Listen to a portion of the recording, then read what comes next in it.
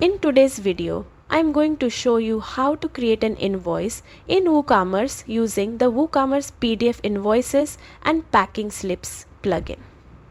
This plugin automatically generates professional invoices for your orders, making the process easy for both you and your customers. To get started, head to your WordPress dashboard, open the plugins section and click Add New.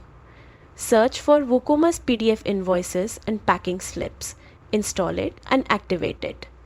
Once it's active, go to WooCommerce and open the PDF invoices settings. Here you can customize everything.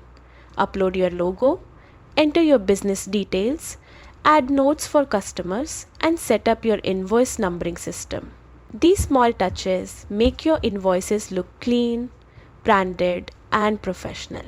Next, choose when invoices should be created automatically. You can set them to generate as soon as an order is placed, after payment, or when the order is marked complete. This automation ensures your customers receive their invoices without you having to do anything manually. If you ever need to create an invoice manually, just open the order inside the WooCommerce order section. On the right side, click the PDF invoice button to download it or email it directly to the customer. And that's it. You now know how to set up and send invoices in WooCommerce using this simple and powerful plugin.